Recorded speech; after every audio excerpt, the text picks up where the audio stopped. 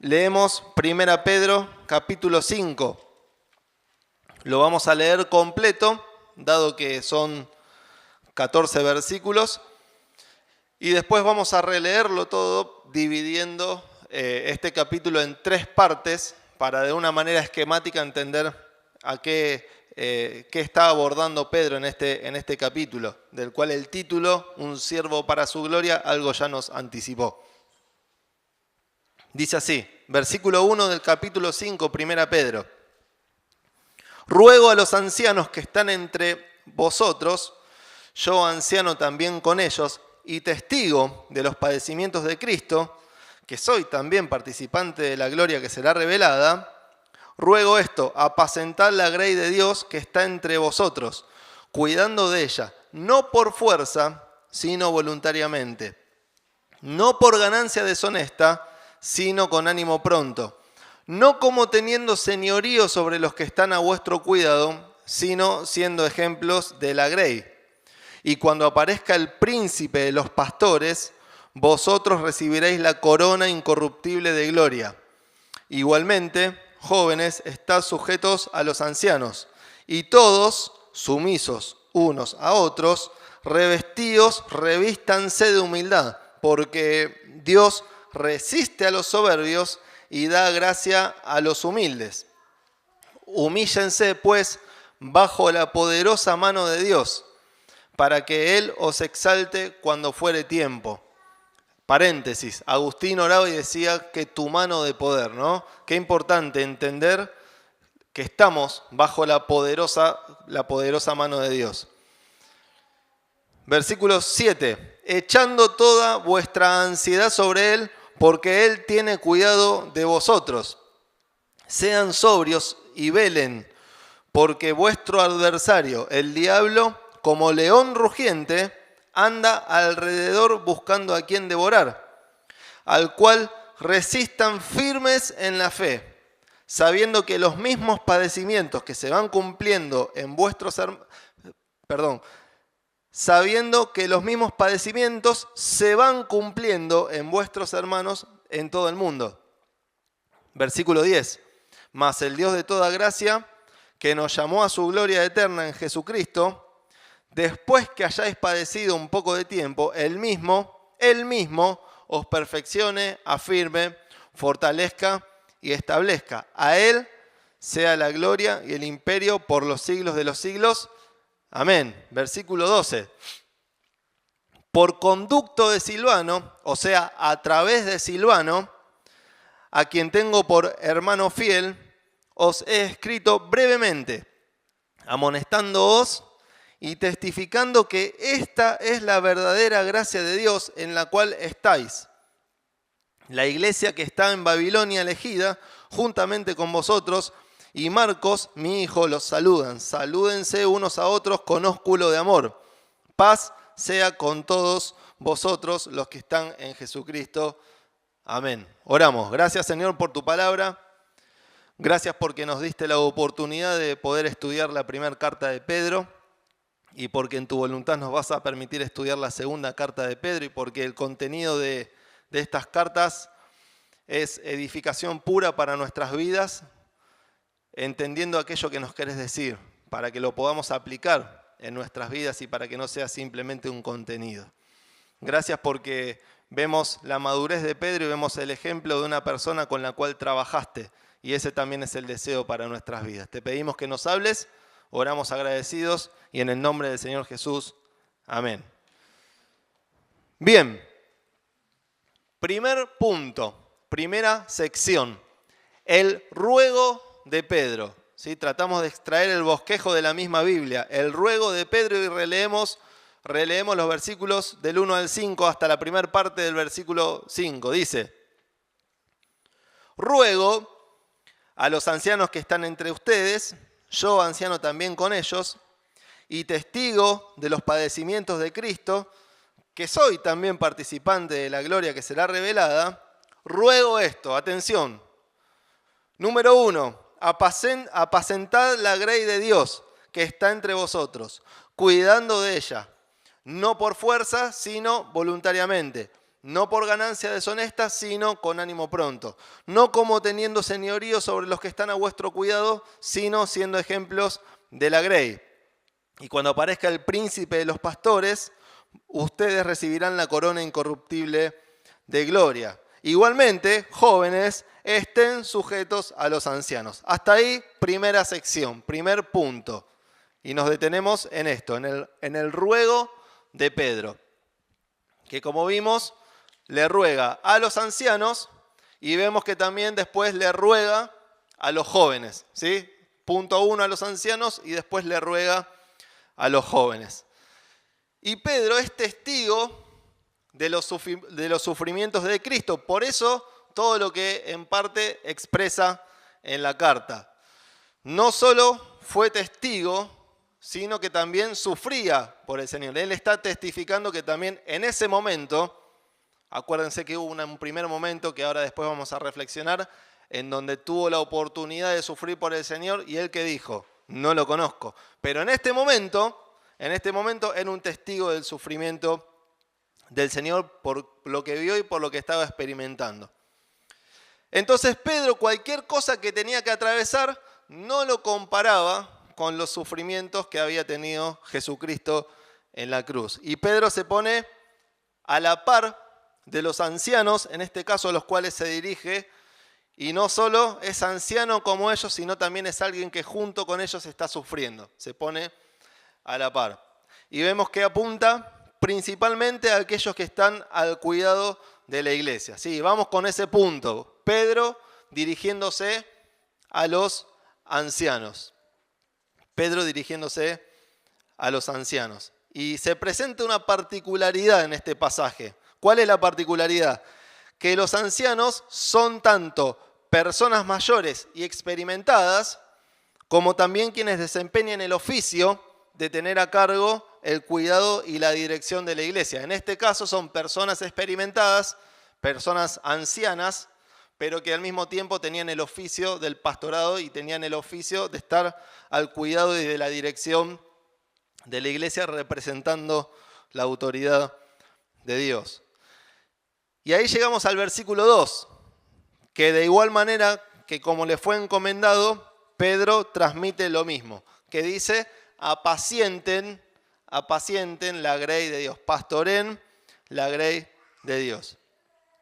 Entonces, a los ancianos les dice que apacienten y nosotros indirectamente le agregamos este término, amar a Dios. ¿Por qué? Porque tenemos que mirar desde afuera. Imagínense que tuvimos la oportunidad, es imaginario esto, que tuvimos la oportunidad de ver la vida de Pedro en una secuencia de YouTube y vemos desde sus inicios hasta que entrega su vida crucificado boca abajo. No es el mismo Pedro al inicio de su relación con Dios que cuando termina o está terminando o están promediando la edad de su vida.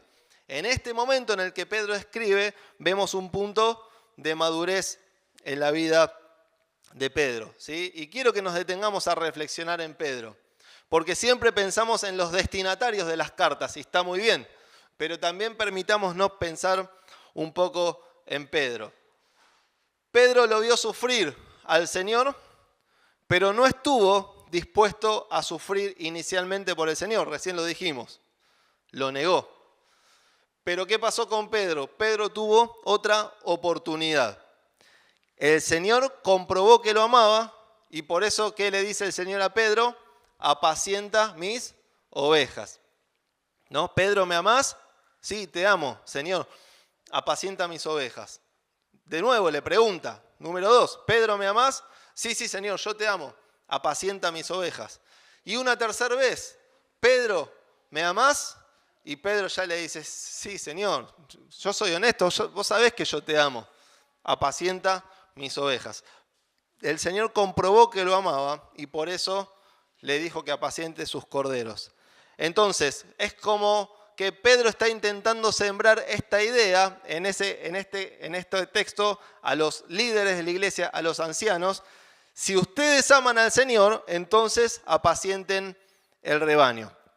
Podríamos decir en este caso el grupo de creyentes que Dios le dio a estos ancianos de los cuales está hablando en el pasaje. Entonces, repito, si miramos integralmente la vida de Pedro, Jesús le encomienda que apaciente sus ovejas cuando comprueba que lo amaba, ¿sí? Y qué linda y qué responsabilidad, qué linda cualidad para el liderazgo y qué responsabilidad para el liderazgo amar al Señor. Pero como decía antes, rescatamos el principio, ¿sí? Si me permiten. Y qué responsabilidad y qué cualidad para el liderazgo, para quien está liderando una pequeña clase, ya sea de chicos, de adolescentes, para quien está guiando, direccionando o liderando una actividad. Qué importante es, ante todo, amar al Señor. Amar al Señor. Incluso en sus momentos hemos estudiado en la iglesia los requisitos para los ancianos, pero qué importante, independientemente de todos los requisitos que se mencionan en la Biblia, independientemente que los requisitos son para todos los hermanos, condiciones de fidelidad delante de Dios, este requisito que es fundamental. Amar al Señor. No solo los ancianos, sino cualquier persona que quiera ser un siervo para su gloria. Amar al Señor ante todas las cosas. Si ustedes ven las corrientes de religiosidad diabólica que anda dando vueltas de la puerta para afuera o en cualquier canal de televisor, vamos a ver que los mensajeros de Satanás están disfrazados de líderes humanistas y buenos maestros, entre comillas, pero que se aman a sí mismos. Uno comprueba a un siervo para la gloria de Dios cuando ve las actitudes de este siervo para la gloria de Dios y puede detentar si se ama a sí mismo o si está amando al Señor. Solamente quien quiere al Señor va a querer a la iglesia y por eso Pedro le dice estas palabras, en este caso a los ancianos. Y como es fundamental amar al Señor, les dice, si me permite la expresión, muchachos, no por fuerza, sino voluntariamente. No por ganancia deshonesta, sino con ánimo pronto, sin esperar recibir nada a cambio. No como teniendo señorío, sino siendo ejemplo. Y ese siendo ejemplo no es un término que implica el egoísmo tampoco. Siendo ejemplo, siempre y cuando el que es ejemplo sigue un ejemplo. ¿Sí? O sea, siendo ejemplo, siempre y cuando ese que es ejemplo sigue un ejemplo. ¿Se entiende? Como decía Pablo, sean imitadores de mí como yo de ¿quién? De Cristo. Y un detalle que quiero que compartamos, y es que la ganancia deshonesta se menciona en la Biblia siempre relacionada al liderazgo. Entonces, ganancia deshonesta, más gobernar por la fuerza, más querer tener el señorío, nos hablan de poder, ¿sí? Y Pedro es como que les dicen, ya están sufriendo bastante. Entonces apacienten de esta manera, voluntariamente, porque ya se están sufriendo, ustedes también, tengan buen ánimo, ya están sufriendo, ustedes también, sean ejemplo, ¿sí? Piensen que nosotros siempre pensamos de manera, a nivel espectáculo las cosas, ¿no? Entonces decimos que en este momento la iglesia era perseguida y que había persecución, y uno es fácil imaginar las espadas, los carros, ¿no? Todo el bullicio, los soldados, pero también era una comunidad de hijos de Dios que estaban desarrollando su madurez y que también, como toda familia, hay roces, hay cuestiones a resolver, y ahí Pedro les está siendo claro a los ancianos en cómo tienen que presentar sus principios de gobernabilidad dentro de la congregación. Timoteo, dice en 1 Timoteo 5:17, dice que sean tenidos por dignos de doble honor los que gobiernan bien. Es otro el contexto, pero si dice los que gobiernan bien es porque evidentemente está y hay quienes gobiernan mal. Llegamos al versículo 5, donde después de este ruego de Pedro a los ancianos, se dirige a los jóvenes. ¿Sí? Dice el versículo 5. Igualmente, jóvenes, estén sujetos a los ancianos. Estén sujetos a los ancianos. ¿Sí? Y esto nos habla de sumisión.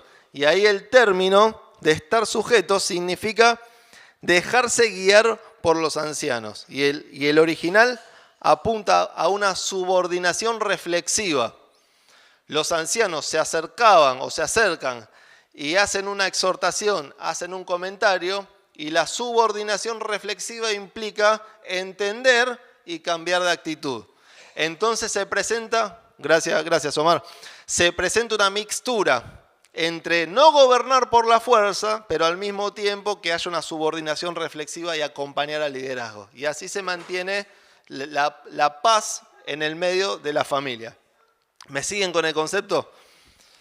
Hay un aspecto que es cultural de fondo, es un dato nada más. No es trascendente, pero es bueno entenderlo, porque Pedro le escribe en un momento en donde en las sinagogas, cuando se juntaban los judíos, solían separar a los jóvenes de los mayores.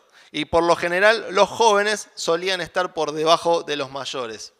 Entonces, este dato es bueno para entender por qué les dice no gobiernen por la fuerza, pero también por qué les dice a los jóvenes tengan una subordinación reflexiva y que de la reflexión surja la voluntad.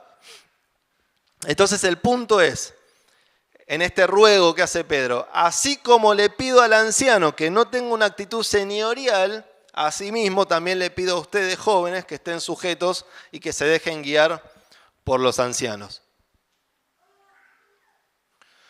Un líder bíblico siempre va a tener como modelo al Señor Jesús y por eso será un siervo para su gloria. Todo depende también de cómo y a quién miremos, ¿no? Entonces que siempre podamos mirar en este sentido al Señor Jesús.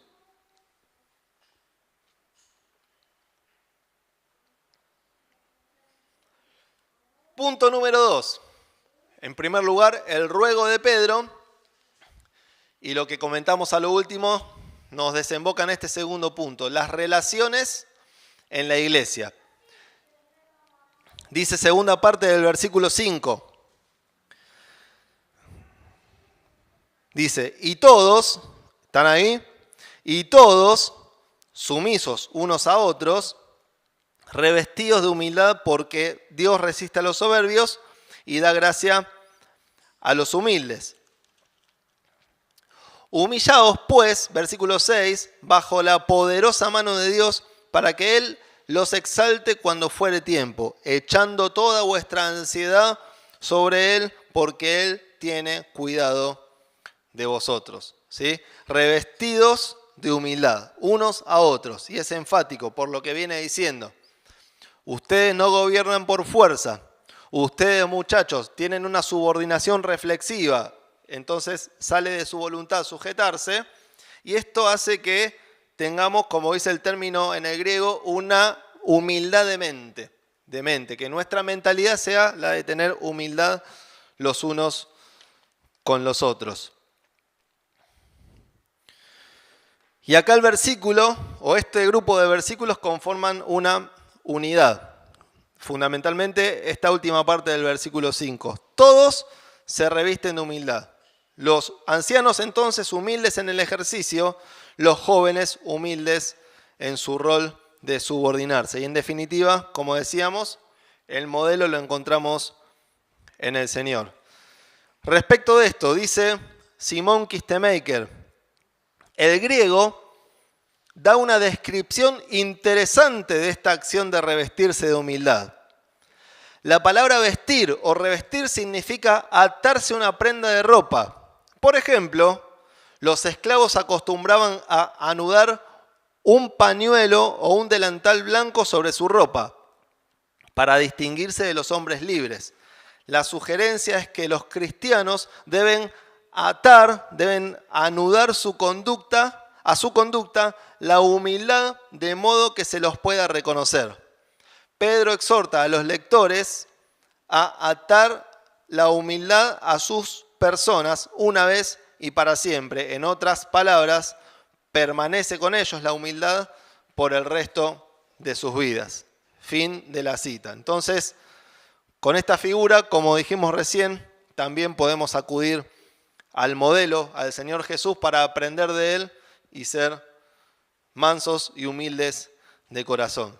¿Sí? Y también la humildad siempre se va a manifestar cuando consideremos a otros superiores a nosotros mismos, ¿no? Este ejercicio de calidez, de entender que cada uno en el ejercicio de la humildad, el otro es superior a mí. En el capítulo 3, versículo 8, Pedro les dice a sus lectores, tanto primarios como nosotros secundarios, sean de un mismo sentir, compasivos, misericordiosos, amigables. Y vamos al versículo 6, porque aparece la figura de la humildad, pero en esta ocasión fíjense que delante de Dios.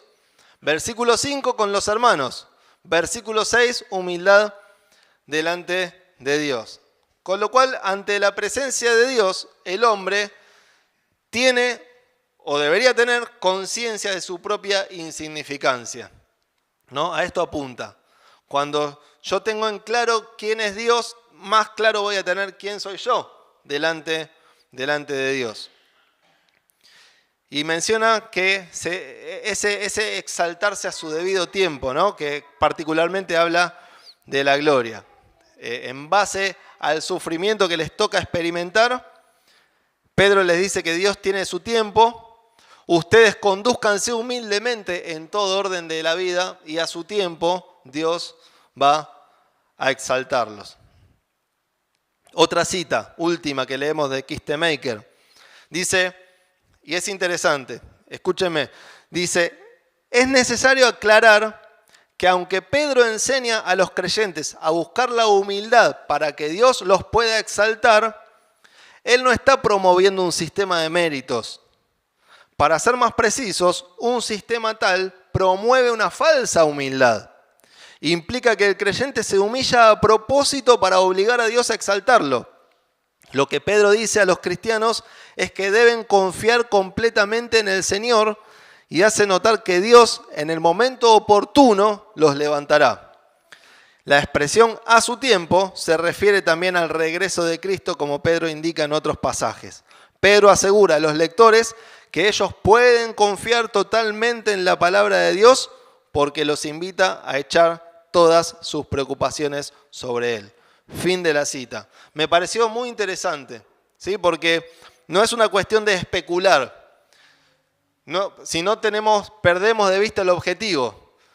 Como yo quiero que Dios me exalte, entonces me humillo. Y tratamos a Dios como un prestador de servicios y una moneda de cambio. No es a lo que apunta, y por eso me interesaba compartir esta cita.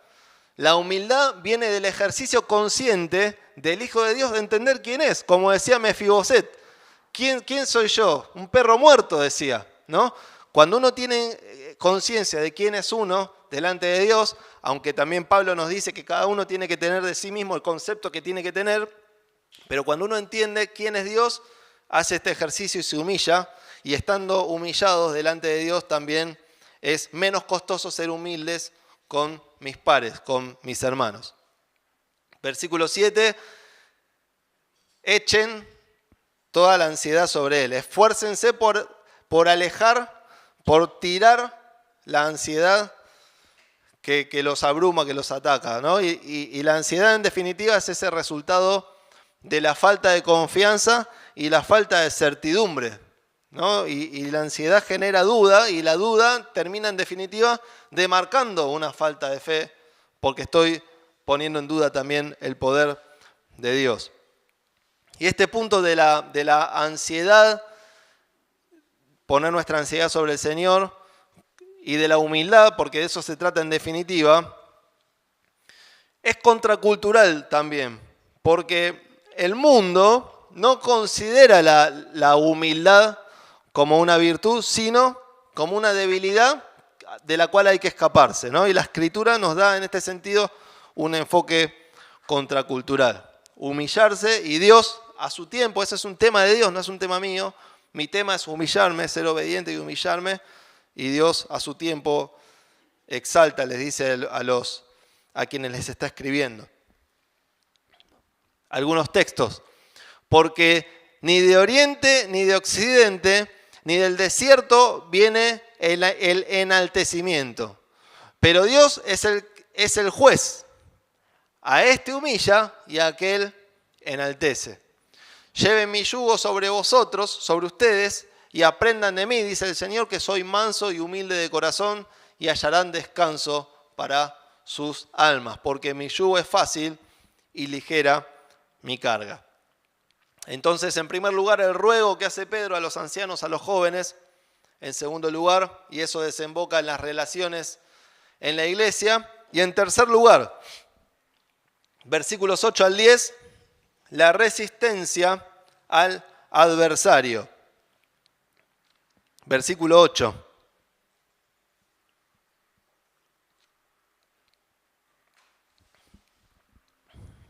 Ser sobrios, sean sobrios y velen, porque vuestro adversario, el diablo, como león rugiente, anda alrededor buscando a quien devorar, al cual resistid firmes en la fe, sabiendo que los mismos padecimientos se van cumpliendo en vuestros hermanos en todo el mundo. Mas el Dios de toda gracia, que nos llamó a su gloria eterna en Jesucristo, después que hayáis padecido un poco de tiempo, Él mismo os perfeccione, afirme, fortalezca y establezca. A Él sea la gloria y el imperio por los siglos de los siglos. Amén. La resistencia, último punto, al adversario.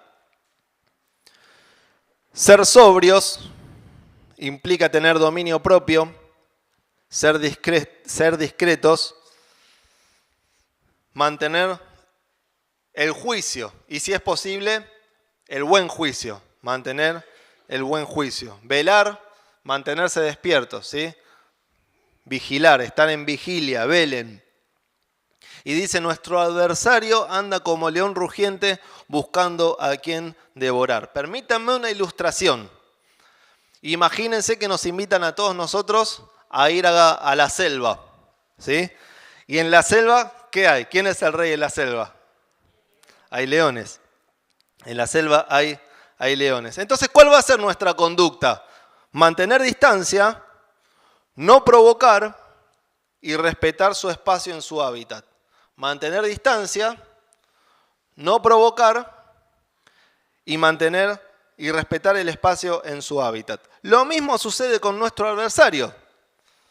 Mantenemos distancia, no provocamos, por lo menos nosotros no estamos de acuerdo, porque no enseña la Biblia esto, no provocamos.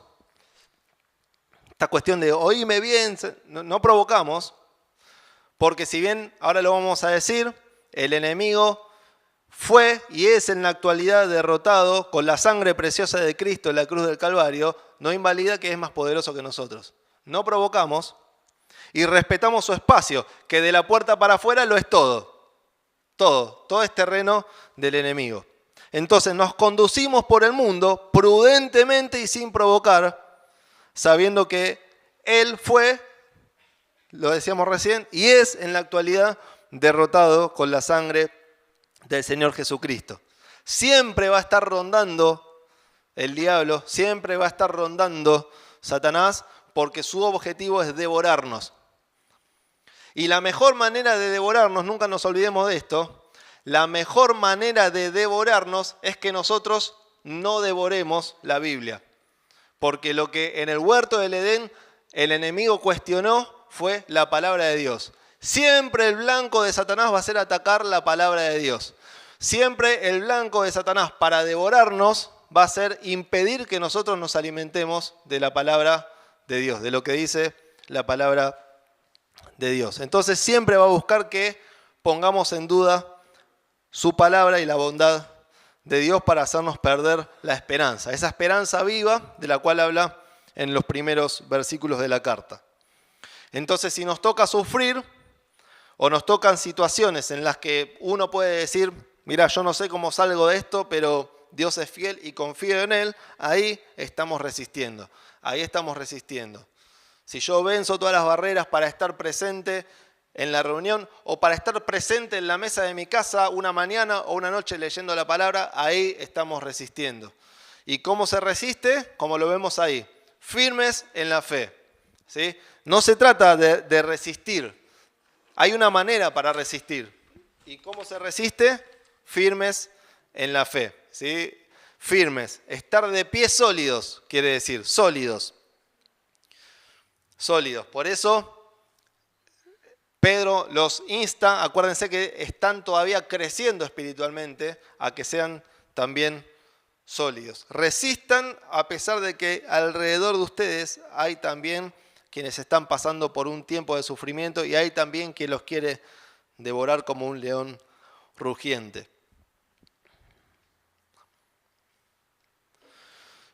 Versículo 10.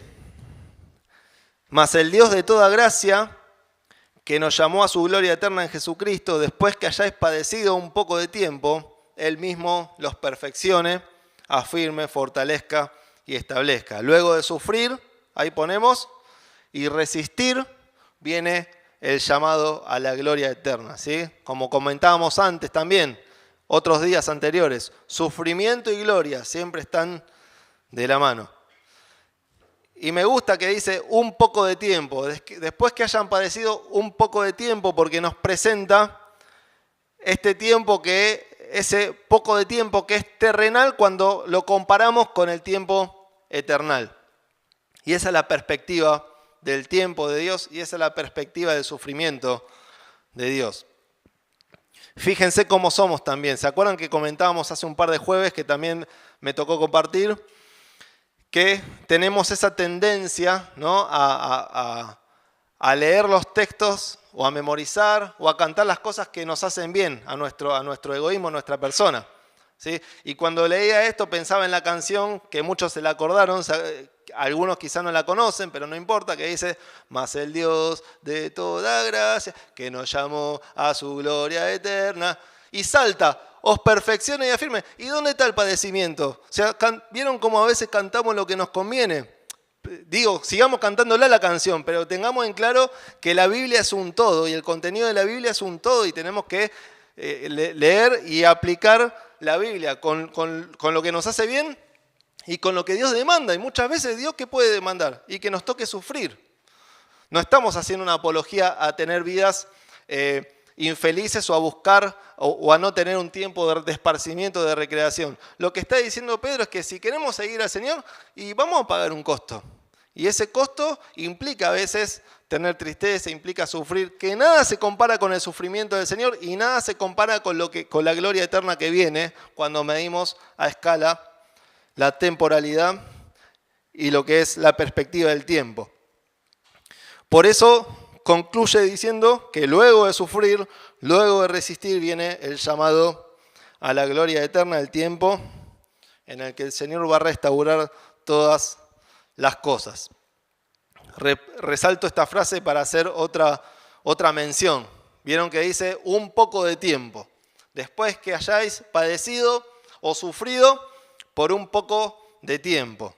Y me gusta esta frase de un poco de tiempo porque a lo mejor hay alguien que está por primera vez o a lo mejor hay alguien que está viniendo hace un tiempito y esta gente canta, me saludan, escucho canciones, leen la Biblia, me hace bien, pero hubo alguien que sufrió por un poco de tiempo para que vos y yo no tengamos que sufrir por la eternidad. Y es a quien Pedro se refiere, a los padecimientos del Señor Jesucristo. La Biblia dice que Jesús estaba en la eternidad al lado del Padre y en obediencia al Padre vino a este mundo por un poco de tiempo y sufrió en la cruz del Calvario y derramó su sangre preciosa para que todos aquellos que creen en Jesucristo como su Salvador y le piden perdón por sus pecados y entiendan el sufrimiento del Señor Jesús, puedan tener una eternidad sin sufrimiento cuando entendemos que Jesús murió por mí en la cruz. Jesús sufrió por un poco de tiempo, derramó su sangre en la cruz, fue un poco de tiempo. Fue sepultado un poco de tiempo, al tercer día resucitó y hoy está al lado del Padre esperando a que el Padre lo mande para restaurar todas las cosas. Hubo alguien que sufrió por un poquito de tiempo, por vos y por mí. Ese fue el Señor Jesucristo. Entonces, el ruego de Pedro, las relaciones en la iglesia y en último lugar, la resistencia al adversario. Concluimos, termino. Versículos 12 al 14, y termina la carta. Por conducto de Silvano, o sea, a través de Silvano, a quien tengo por hermano fiel, les he escrito brevemente, amonestándolos y testificando que esta es la verdadera gracia de Dios en la cual están. La iglesia que está en Babilonia, elegida juntamente con ustedes, y Marcos, mi hijo, los saludan. Salúdense unos a otros con ósculo de amor. Paz sea con todos ustedes los que están en Jesucristo. Amén. Termina la carta y el sufrimiento termina siendo un instrumento en las manos de Dios para poder ser siervos para su gloria. Así implique sufrir en esta tierra. Glorificar a Dios significa sufrir o padecer por su nombre. A nivel externo o a nivel interno también, con una vida de renuncia. Y me acuerdo de Pedro, que quizás, esto es pura suposición, no está en la Biblia, pero quizás escribía la carta y se acordaba de ese momento en donde él estaba preso, padeciendo, esperando para ser ejecutado. Hechos 12, después léanlo en casa. Y la iglesia también estaba sufriendo y siendo perseguida y orando, mitad clamando con un corazón enardecido, pero mitad también sin levantar la perdiz para que no lo descubran. Y oran, y Pedro es liberado milagrosamente por poder de Dios de la cárcel y se dirige hacia donde están los hermanos y les dice, shh, que nadie sabe y que no nos descubran. Y Pedro se va por su lado y la iglesia queda reunida. Hechos 12, búsquenlo. La iglesia, los hijos de Dios, los que quieren ser siervos para su gloria, en ocasiones, si es voluntad de Dios, van a sufrir por su nombre. Pero ese sufrimiento es una bendición, porque termino leyéndote el versículo 12 en la Nueva Traducción Viviente. Dice, mi propósito al escribirles es alentarlos y asegurarles que por lo que están atravesando es en verdad parte de la gracia de Dios para ustedes.